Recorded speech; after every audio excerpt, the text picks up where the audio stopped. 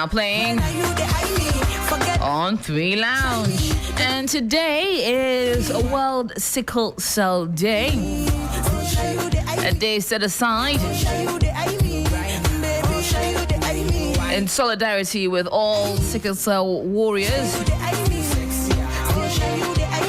who are living with it till date and surviving and surmounting each obstacle. Now, to join us, speak all about it, we have a sickle cell warrior, sickle cell advocate, and founder of Perfect Cell Foundation, Dorothy Elom Edda. Hi, Dorothy. How are you? Hi, AJ. I'm good. Did I get it right? Edda? Yeah. Okay, wonderful. It's a pleasure to have you here. Same here. On a day, how meaningful is a day like this to you? Well, I don't know what to say. Yeah. It's quite refreshing to know that now the world is kind of recognizing this day and making a lot more noise about it than they used to. Yeah, I like that. Now, let's talk about it. Living with sickle cell. People can talk about it, but without really understanding the day-to-day trials with living with it. I think no one really understands it more than the one that's living through it. So walk me through it. How were you diagnosed? Well, it's a whole story. Okay. So I was diagnosed. Sorry, let's flip the other one. Amaka, please come and help. Okay, yeah, got it. Wonderful, yes. Sure. Comfortable now? Yes, wonderful. So it's quite a story. I was diagnosed when I was 13 years old. Wow. Yes. Wow. So I had been living with it all that while. But there was no diagnosis until I was 13, and then I was properly told that I was living with sickle cell disease. And before I was told I was living with it, I was going through it, I was being called a sickler, I was being called a sick person, I was being called names like Ochinamewu and all that. But when they diagnosed me, I got to know who I was and then tried to live accordingly. Now, so your parents didn't know at that point, prior to getting together or married or having a child, that they were both AS or carriers of sickle cell? Okay, so my parents knew nothing about sickle cell at all, and they didn't even know that there was sickle cell. In fact, when I was diagnosed, they were still living in denial. They were still doing, no, I was not the cause, no, this one was saying, nah, it's not me, and my dad too was like, it's not him and all that. Wow. But they just knew that they had a daughter who was always falling sick and who needed extreme care or extra care, and they knew that they had a daughter who was always in the hospital and was very fragile. That was all they knew. And as parents, they tried their best to fix the situation. They took me to hospitals, they took me to herbal clinics. In fact, my mom used to take me to prayer camps and churches to be prayed for and all that, until I was properly diagnosed. Now, walk me through once you were diagnosed and living with it from 13 all the way through to now. Okay, once I was diagnosed, good thing is once I was diagnosed, the doctor that did the diagnosis took me through counseling. And so I got to accept who I was, and he took me through the kind of things I was not supposed to do and the kind of things I should be able to do. And he also took my parents through something like that. And so now they got to understand who they were living with, and they got to understand what they should do as parents to support the person they were living with. Now, from there, after I tried to live my life in a better way. I had medications that I take up till now every single day, and I try to do everything that I'm supposed to do as a sickle cell warrior. Wow. Now, walk me through some of the harder crisis moments, and I'm sure there have been quite a few that stick out in your memory. Yeah. Walk me through those. Okay, I'll take you through one. I was in secondary school and I got this crisis. When I was in class, I knew that I was like, the thing was coming. When it's coming, you know. But I thought, okay, let me get to the dormitory and then take my medication, because I always went to school with meds. Okay. So I walked down to the dormitory. If you know Agri Memorial, we have that bridge, and so you have to climb up and go to the other side. So I went, and I tried to go to the washroom. I was just leaving from the washroom, coming out, and I just couldn't take the pain anymore. The pain was so excruciating. It was, you see, you know, crisis usually happens at a particular part of your joint, but that particular day, it happened at every part of my joint at the same time. And so my knee was paining me, my arm was paining me, my scalp was paining me, my back was paining me, and I couldn't move. I remember I just started shouting and wailing, and then my friends, like my colleagues who knew my friend was Edna. She was my very close friend, Edna and Ruth. So they called on them. So Edna was the one who rushed. They came to pick me up, tried to take me to the house mistress's place, and told her that they need to get me to the hospital. Yes. Luckily, she agreed, and then she got a taxi for them to get to the hospital. Now, when I got to the hospital, it was we were at Cape Coast, so we went to the regional hospital at Cape Coast. They took care of me. Apparently, I was living with literally no blood in my system, and I stayed in the hospital for more than a month. Wow. And as at that time, that hospital was good. They were giving me food and everything. My parents were not aware.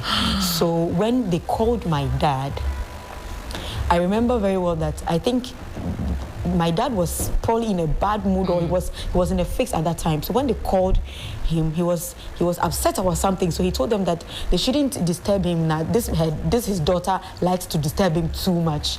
And so that news spread at the girl's side that Dorothy has a father who does not care. And my dad is not like that. But when I was there, my mom was also at a funeral at Takoradi at the moment, and my dad didn't want my mom to know, because she would kind of panic, and so they kept it away from my mom for like a week or two. And surprisingly, my mom said she was at the funeral and but she was felt not uneasy. Yeah, she was not okay. And so she kept calling home that is everything okay, and they kept telling her that everything was okay, but she just knew that there was something wrong. So when she got back to Accra, she overheard a conversation with my dad, like on the phone, and that was when she realized that no, I was in the hospital. So she rushed in to the hospital. My mom didn't have anywhere to sleep.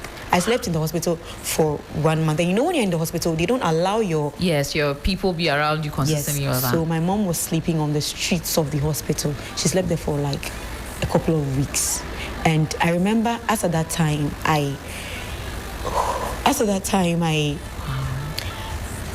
it was so bad that, according to her, because I was still not really conscious. So according to her, she said, yeah, the mebano koto condemn room say enche obe wintin nkofo a omo be wu no oka omo hu bi. So when she came, I remember very well that when she came, she put her hand on me. She calls me Mama. She's like, Mama, Mokukugo Sia, we are always. Mama, Mokukugo Sia, Mama, you are not going to die, okay? Don't worry, hold on for me, you're not going to die. She stayed there. She was with me throughout, at a place she didn't know anything about, and she was bringing food, trying to get everything done for me, and the doctors there were very good. They took care of me. It took a lot. She said she went to talk to the doctor to take me out of the condemned room. Now she doesn't want her child to be there. So at a point I had to be put on the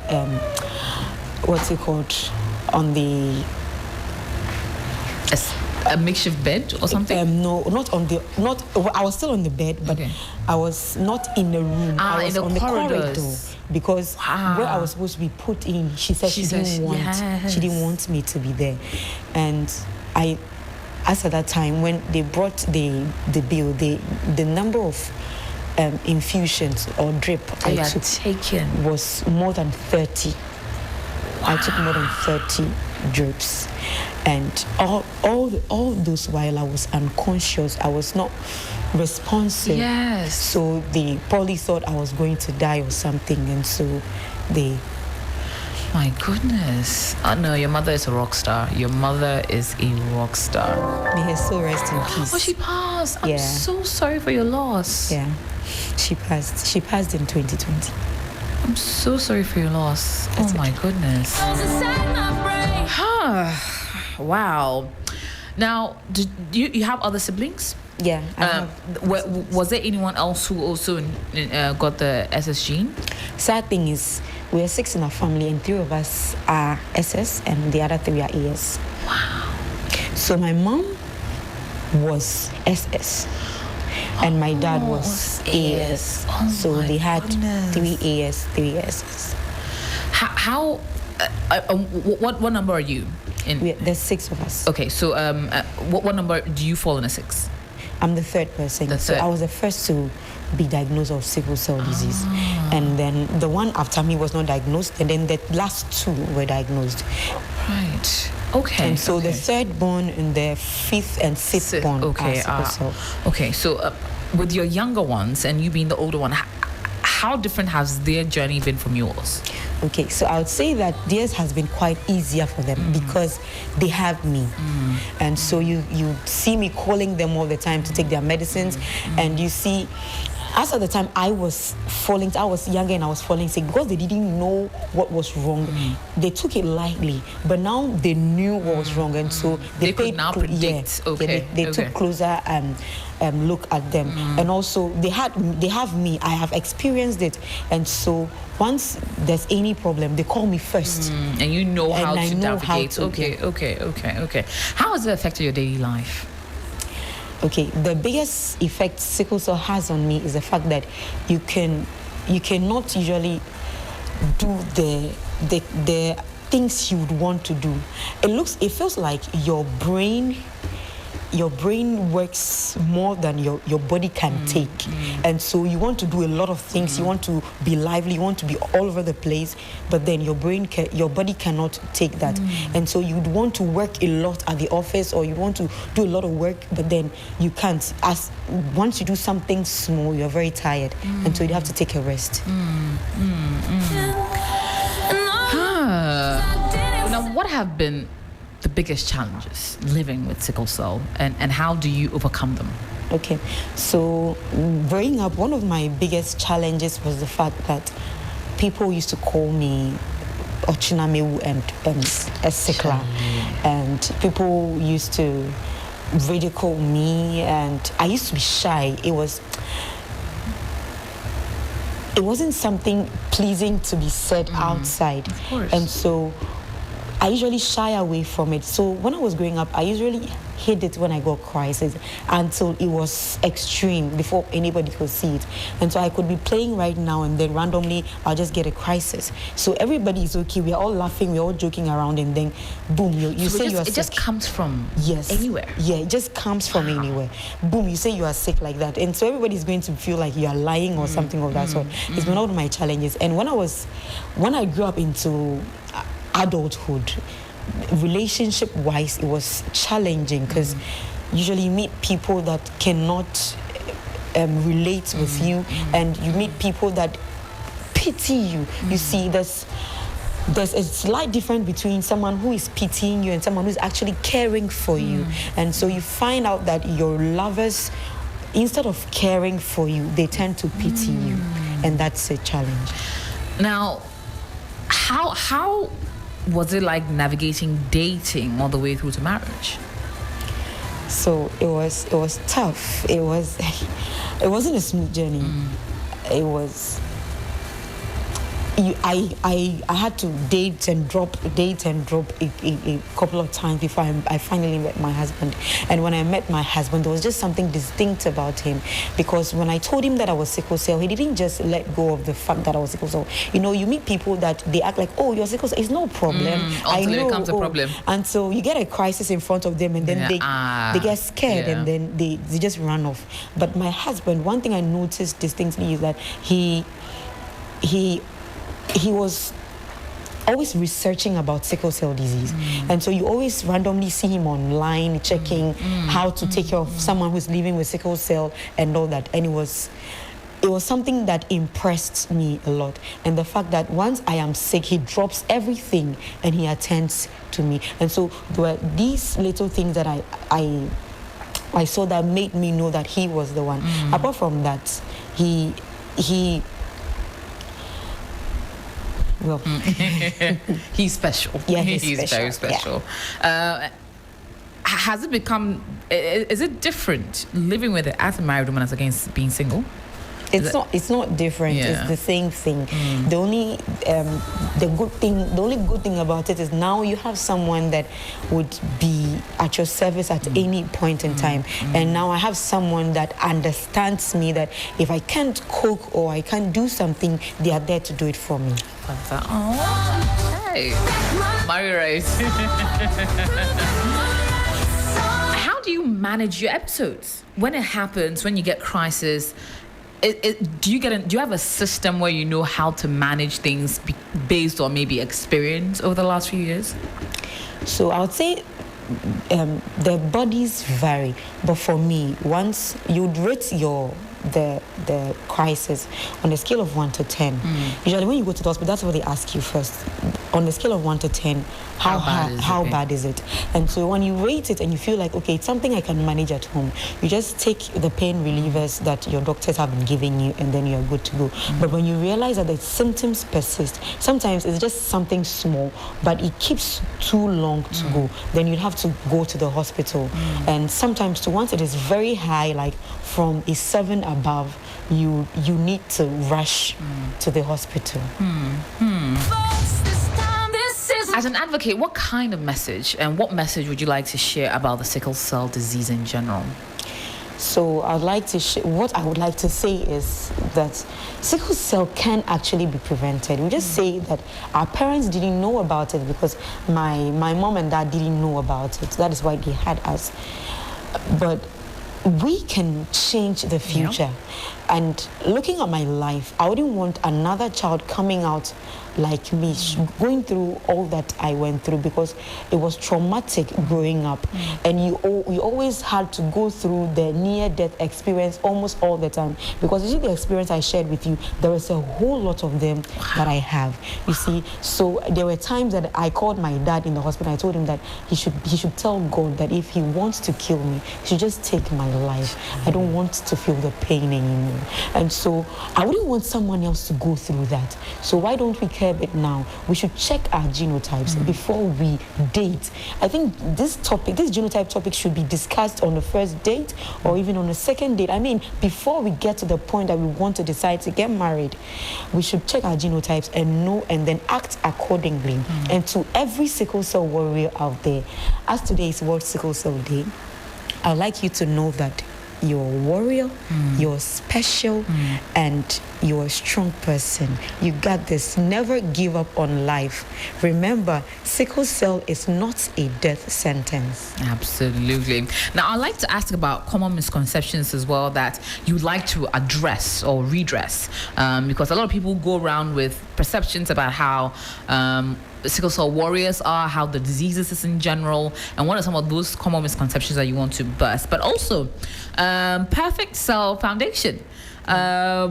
What made you want to start Perfect Cell Foundation, and how's it like managing it? My experience in life made me start Perfect Cell Foundation. And so when I was growing up, all that I experienced in life, there was this day I went to the hospital and I saw a little child, and it was obviously sickle cell crisis, but the parents didn't know because I had researched a lot about it. You see the swollen arms and all that, and the mother just brought the baby to the hospital, not knowing what the problem was. So I'm wondering, like, how do I help? How do I help society? Then it birthed Perfect Cell Foundation. And so with Perfect Cell Foundation, what we do is we increase awareness on sickle cell, encourage people to check their genotypes before they get into marriage, and also we help people living with sickle cell disease, especially children. And so we try to take them to sickle cell clinics because we live in a country that people are ignorant about certain little things. Like if they have children living with sickle cell, they don't know or they don't appreciate the fact that they have to take them to the hospital for regular checkups and all that. And so when Perfect Cell Foundation is there, what we do is we're going to organize the kids together, book the sickle cell appointment, take them all through, and then take them back to their parents. Maybe it's because they don't have the time or something, but we try to do that for them. And also sometimes I get messages that kids are stuck in the hospital who had sickle cell crisis, and they're finding it difficult to pay the bills and all that. Sometimes we come through for them. Also, we educate the parents on how to handle the children living with sickle cell, because a lot of them don't know what to do when their kids are in crisis. I get a lot of calls that, oh, me bano, me or yari, ontime did you only say, then I'll respond, I'll tell you, okay, you do this, you do that. And sometimes I encourage them to buy the medications for their kids, take them to the hospital and all that. I like that a lot. Now, what kind of common misconceptions are existing that you hear and see all the time that you think Ghanaians literally need to move away from? Okay, there's a lot of misconceptions. I think the first one I'll mention is the fact that sickle cell is rheumatism. And so when I was growing up, they used to say, I cry with rheumatism. It's not rheumatism. Not even close. The fact that I get joint pains doesn't mean I have rheumatism. Another thing is that sickle cell, people living with sickle cell don't live long.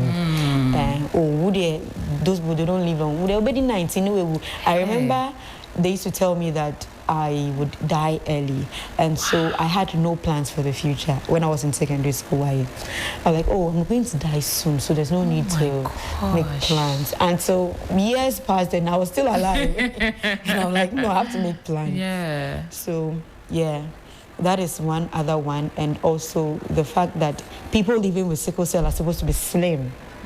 It comes in all shapes and sizes, really. Yeah, there are lots of people who are living with sickle cell who are actually very weighty and all that. And also, which other one can I mention again? I think for now, some of those ones. Yeah. Now I hear you have a play that you're going to be doing in honor of World Sickle Cell Day, and it's called The Lomotes. Yeah. You have to walk us through what Lomotes is about. Okay. Lomotes is a stage play that depicts the life of 3 sisters who have been affected by sickle cell disease. I'm a sickle cell warrior. I just wanted to tell the story of how people living with sickle cell live their lives maybe in a day or in a week or something like that. And also it seeks to increase awareness on sickle cell. So at the end of the day, we encourage the audience to go and check their genotype. I like that. At the event, we are going to have doctors around and sickle cell warriors, in fact, older ones who are supporting me. They would speak about their experiences with sickle cell, and then doctors will teach more about sickle cell disease. And then we'd also have the play, and hopefully Banahini Hospital is going to sponsor a free sickle cell screening. Oh, wow. That's amazing. Okay. So at least one lucky person will be able to get a free sickle cell screening. Is that it? No. Walk me through what a sickle cell screening is. Okay, so we call it genotype screening. To figure out your genotype. Yeah, to figure out the genotype. So on that day, they're going to give 30 people. Oh, 30 people, not one. Oh my God. Yeah. 30. Yeah. That's and a also, lot. And also they're going to give a half price for the rest of the people who want to also screen for their genotype. That's amazing. Yeah. So this is encouraging everyone to be there. So when is it happening and where? It's happening on this Saturday at the Junction Mall at 6 p.m. exactly. And it's absolutely free. So let's start again. This Saturday, the 21st of June. Yeah. At 6 p.m. live at the Junction Mall. Yeah. Oh, that's amazing. So access, anyone can come through. But how much is it? It's free. Wait, what? Free.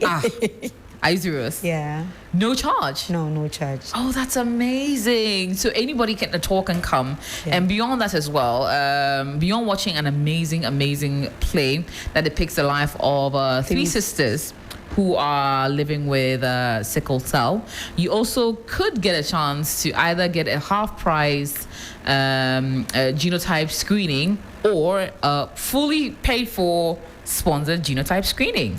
That's amazing. Oh, I love that. Congratulations to you for this amazing one. Thank you very okay, much. so who's starring in it beyond you?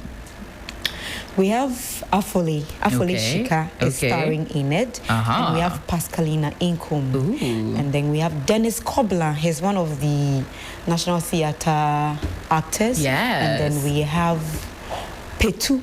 He's also on it. They are all most of the people are National Theatre actors. Yeah. Amazing. Amazing. And they're my friends, so they just came on board to support. Oh, I love this.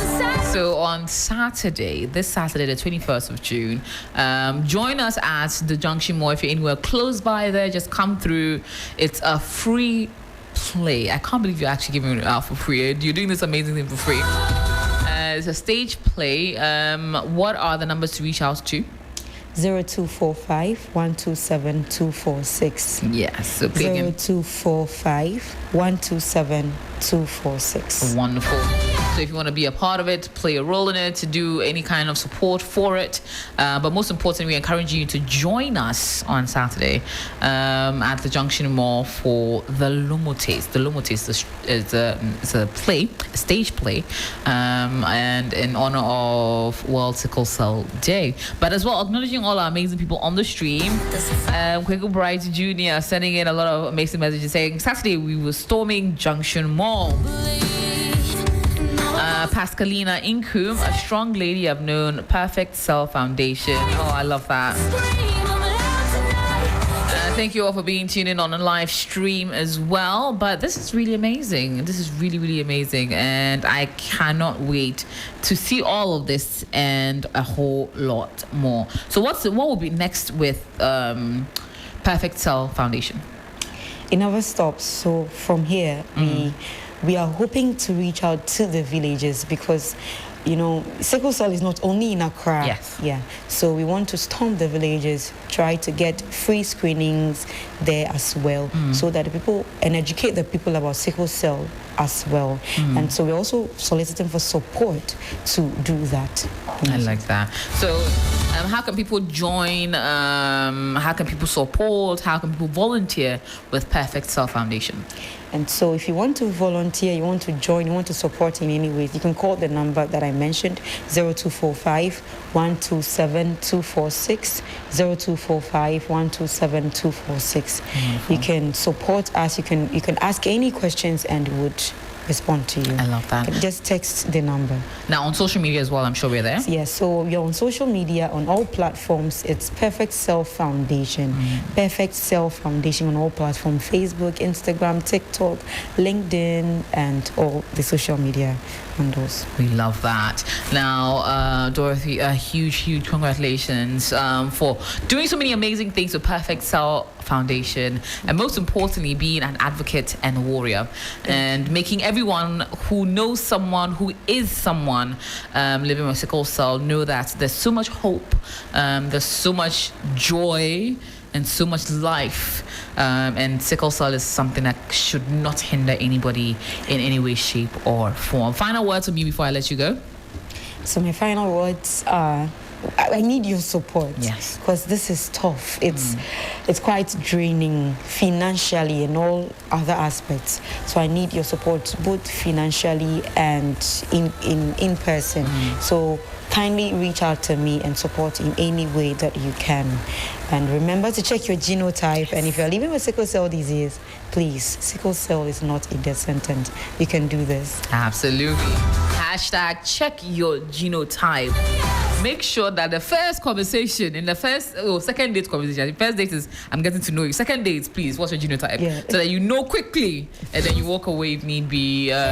We can do better. We're in the age of doing better, and we just need to know what to do. And then walking away quickly while we can. Of course, support volunteer, be a part of Perfect Cell Foundation. Reach them on social media, on Instagram, on Facebook at Perfect Cell Foundation, and support in different ways, in whatever way you can. If you're an organization looking to do some CSR, supporting in World Sickle Cell Day is a great way to support. So reach out to Perfect Cell Foundation. You can be there, and you must be there on Saturday, the 21st of June. The Lumotes is a play happening at the Junction Mall. It's absolutely free. Come through, have a great time. Check your genotype while there. And you just could also win a free genotype screening as well, half price for a number of that services as well. And mostly importantly, supporting an amazing woman doing an amazing thing. Dorothy, thank you so much for coming through and being a part of it. I had an amazing conversation with Dorothy Elom Eda. She's a sickle cell warrior, sickle cell advocate, and the founder of Perfect Cell Foundation. And inviting you all to join her this Saturday at the Junction Mall for a free play titled The Lumotes, which will show how living with sickle cell truly works out for those who are in it, in a nice, satirical, fun, exciting way. You will learn quite a bit. And on that note, thank you so much for coming through, Dorothy, bringing back this song, one of my favorite songs, in honor of that today, which is World Sickle Cell Day. This is Rachel Platten with this one titled Fight Song.